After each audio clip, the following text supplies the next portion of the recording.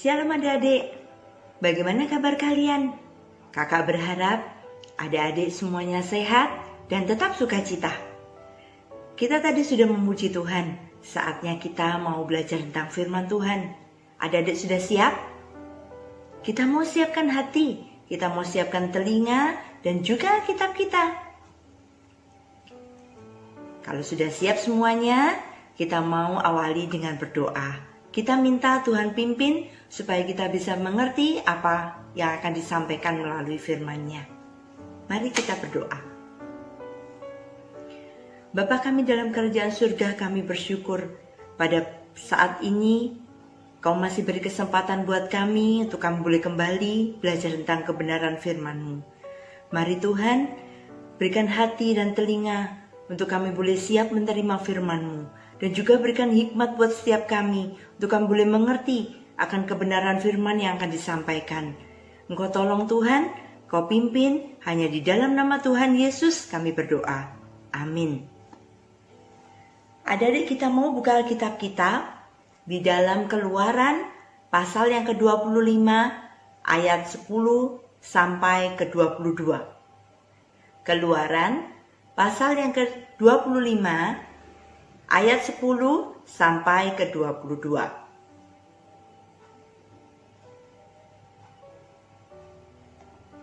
Sudah siap? Kita mau baca sama-sama. 1, 2, 3. Mengenai tabut perjanjian, haruslah mereka membuat tabut dari kayu penaga, 2,5 hasta panjangnya, 1,5 hasta lebarnya, dan 1,5 hasta tingginya. Haruslah engkau menyalutnya dengan emas murni. Dari dalam dan dari luar engkau harus menyalutnya, dan di atasnya harus kau buat bingkai emas sekelilingnya. Haruslah engkau menuang 4 gelang emas untuk tabut itu, dan pasanglah gelang itu pada keempat penjurunya, yaitu 2 gelang pada rusuknya yang satu, dan 2 gelang pada rusuknya yang kedua. Engkau harus membuat kayu pengusung dari kayu penaga, dan menyalutnya dengan emas. Haruslah engkau memasukkan kayu pengusung itu ke dalam gelang yang ada pada rusuk tabut itu, supaya dengan itu tabut dapat diangkut. Kayu pengusung itu haruslah tetap tinggal dalam gelang itu, tidak boleh dicabut dari dalamnya. Dalam tabut itu haruslah kau taruh loh hukum yang akan kuberikan kepadamu.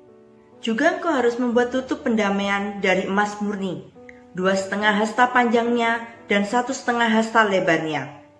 Dan haruslah kau buat 2 kerup dari emas. Kau buatlah itu dari emas tempaan pada kedua ujung tutup pendamaian itu. Buatlah 1 kerup pada ujung sebelah sini dan 1 kerup pada ujung sebelah sana. Seiras dengan tutup pendamaian itu, kamu buatlah kerup itu di atas kedua ujungnya. Kerup-kerup itu harus mengembangkan kedua sayapnya ke atas, sedang sayap-sayapnya menudungi tutup pendamaian itu dan mukanya menghadap kepada masing-masing. Ada tutup pendamaian itulah harus menghadap muka kerup-kerup itu. Haruslah kau letakkan tutup pendamaian itu di atas tabut, dan dalam tabut itu engkau harus menaruh loh hukum yang akan kuberikan kepadamu. Dan di sanalah aku akan bertemu dengan engkau, dan dari atas tutup pendamaian itu, dari antara kedua kerup yang di atas tabut hukum itu, aku akan berbicara dengan engkau tentang segala sesuatu yang akan kuperintahkan kepadamu untuk disampaikan kepada orang Israel. Adik-adik, sebelum kita mendengarkan lanjut dari firman Tuhan, kita mau melihat video yang berikut ini.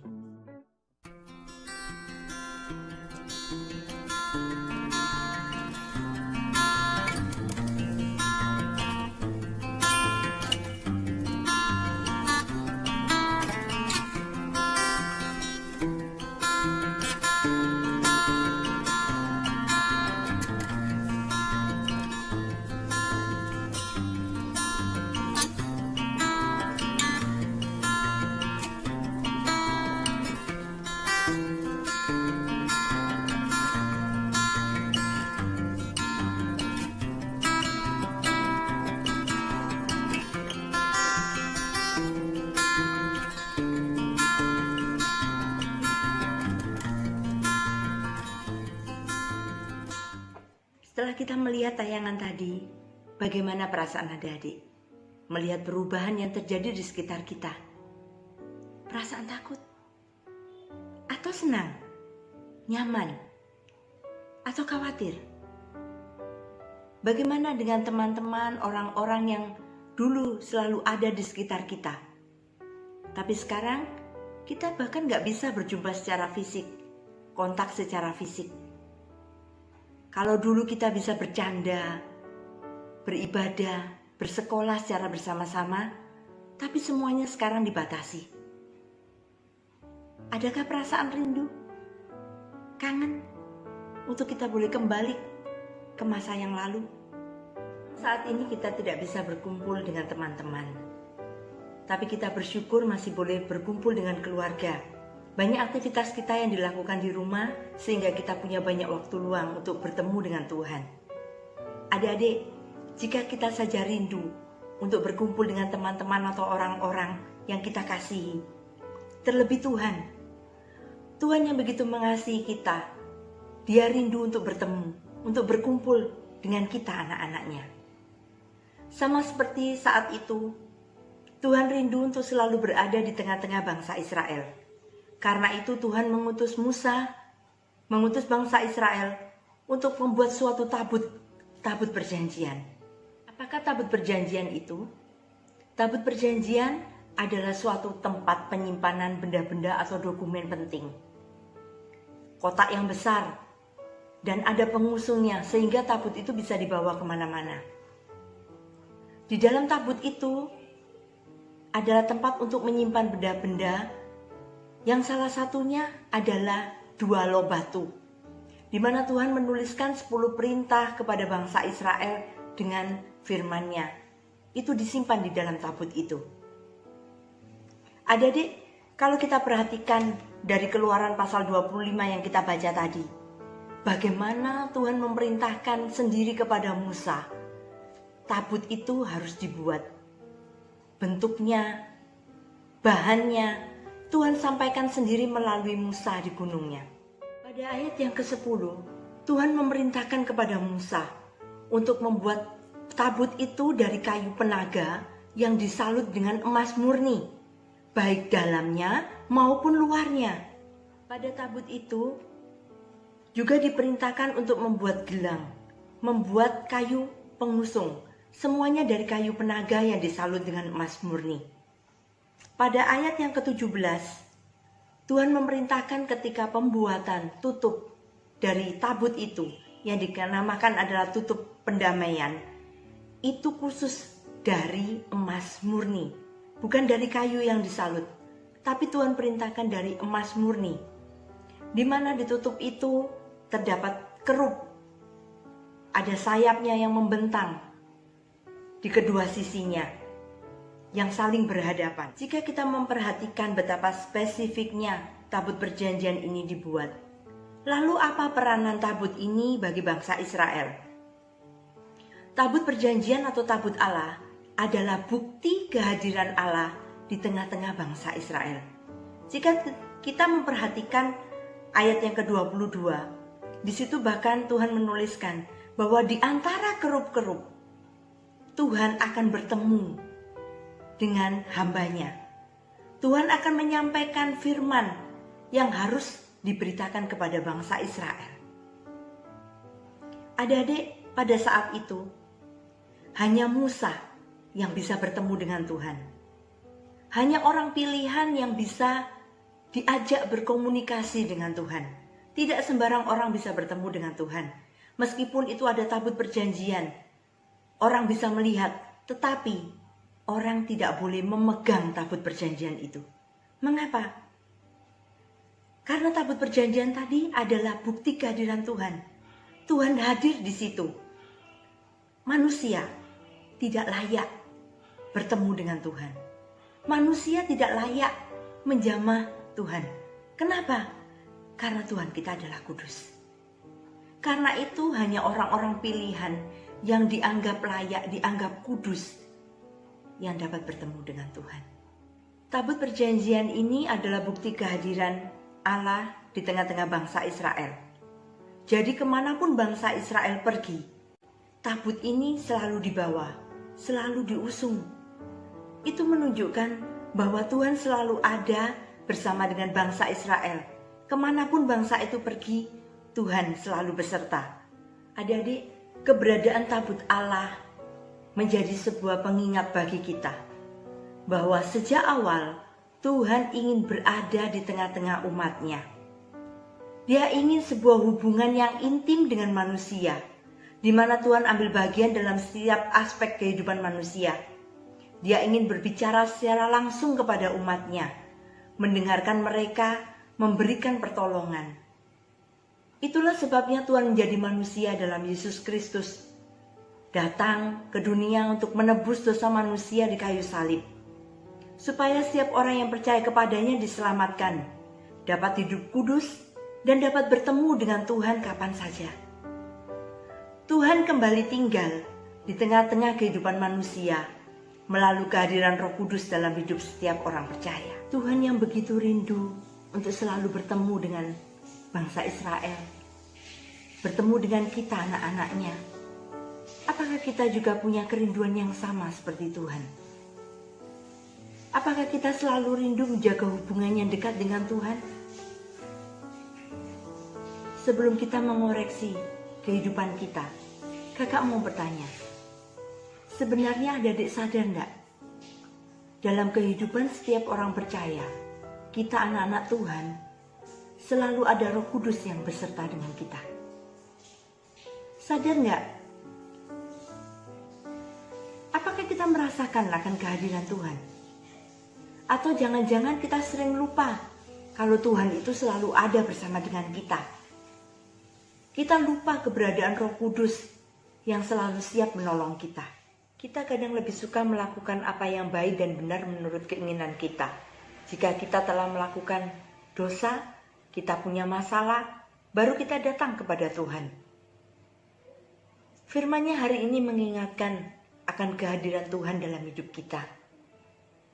Seharusnya kita selalu ingat, selalu datang kepada Tuhan dalam segala keadaan.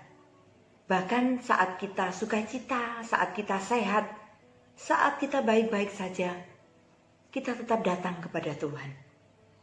Bukankah hidup dekat dengan Tuhan membuat kita merasa tenang, membuat kita merasa damai? Bahkan Tuhan berjanji akan memberikan masa depan yang indah, yang terbaik dalam hidup kita. Adik-adik, di masa sekarang, di mana kita dalam masa pandemi corona ini, biarlah kita selalu ingat akan kehadiran Tuhan dalam hidup kita. Bukan karena kita ingin dijagai, bukan karena kita ingin dilindungi, tapi karena kita mengasihi Tuhan.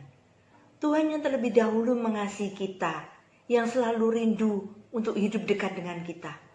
Mari kita mau juga punya kerinduan yang sama untuk selalu hidup dekat dengan Tuhan, menyenangkan hati Tuhan dengan melakukan kebenaran firman-Nya. Hidup kita boleh memberi dampak yang positif untuk orang-orang di sekeliling kita. Misalnya kita memperhatikan keluarga kita, teman-teman kita, sahabat-sahabat kita, meskipun lewat telepon, atau tetangga kita, meskipun dari halaman rumah kita. Kita mengasihi mereka, mempedulikan mereka, bahkan kita mau mendoakan mereka.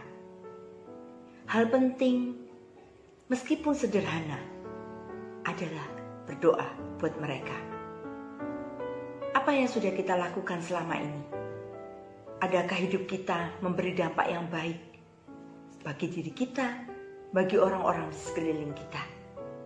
Adik-adik, firman-Nya hari ini yang menyatakan bahwa Tuhan hadir dalam kehidupan kita. Tuhan yang rindu untuk bertemu dengan kita. Sebenarnya mengingatkan kita bahwa kita tidak dapat hidup tanpa Tuhan. Setiap kita tidak tahu apa yang akan terjadi di masa depan, yang akan terjadi dalam hidup kita. Karena itu, kita butuh pertolongan Tuhan. Karena itu, kita butuh tuntunan Tuhan. Hanya Tuhan yang pegang kendali atas hidup kita. Mari kita mau belajar bersama. Selalu ingat akan kehadiran Tuhan. Selalu membutuhkan Tuhan. Selalu mengharapkan Tuhan dalam hidup kita.